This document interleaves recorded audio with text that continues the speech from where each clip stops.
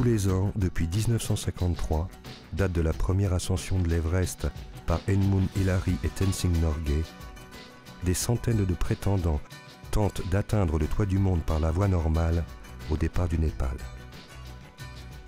Beaucoup d'entre eux ne connaissent rien à l'alpinisme, encore moins à l'himalayisme.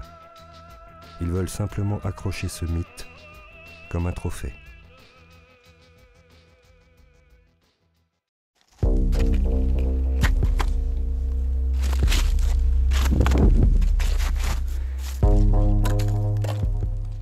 De nombreuses agences de trekking commercialisent ce rêve, à partir de 25 000 € par personne pour les moins chers, jusqu'à 50 000 €.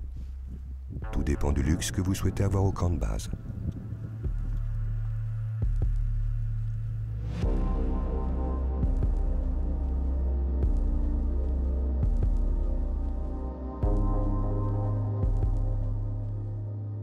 Depuis des décennies, trop de matériel, souvent inutile, a été acheminé sur les pentes de l'Everest et trop peu en a été redescendu par les expéditions. Chomolungma pour les Tibétains, Sagarmatha pour les Népalais est devenue maintenant la plus haute décharge du monde. Au camp 4, à 8000 mètres d'altitude, la collecte est encore plus pénible.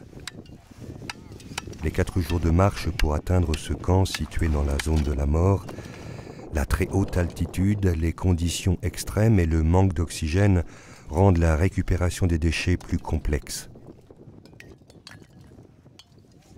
Au col sud, à 8000 mètres, dernier camp avant le sommet de 8848 mètres, les zones de décharge sont variées et on trouve toutes sortes de déchets. Bouteilles de gaz, tentes, gourdes isothermiques, bouteilles d'oxygène. Nimei mettra 2 jours pour rejoindre le camp de base à 5300 mètres avec ses 30 kg de déchets sur le dos.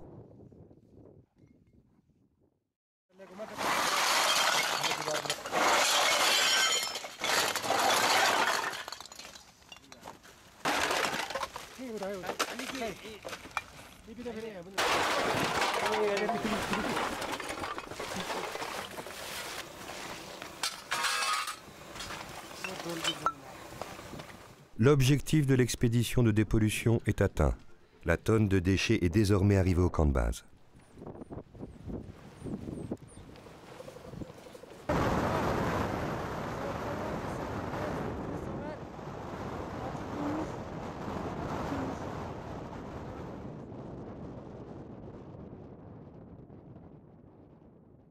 Les conditions pour monter au camp 3 sont sévères.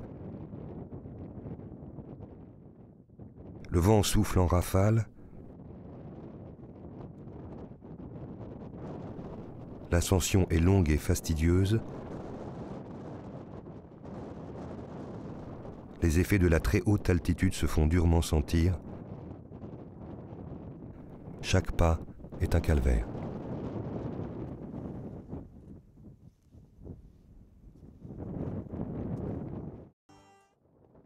Le toit du monde.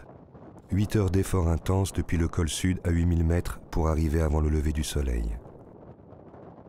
Nous assistons ce jour-là à un spectacle inoubliable.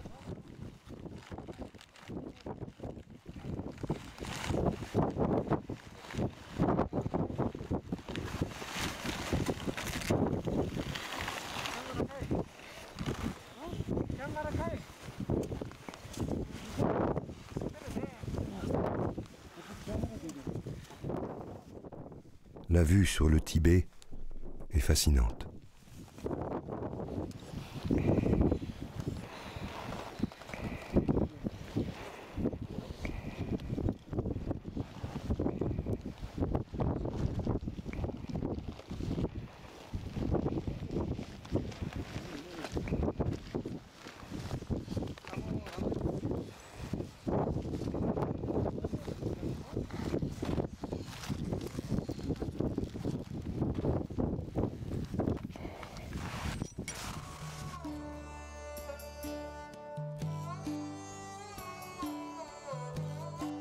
L'expédition Everest 2010 a nécessité l'engagement de 2 guides népalais, 3 cuisiniers, 10 porteurs de très haute altitude, 20 yaks pour descendre 1 tonne de déchets.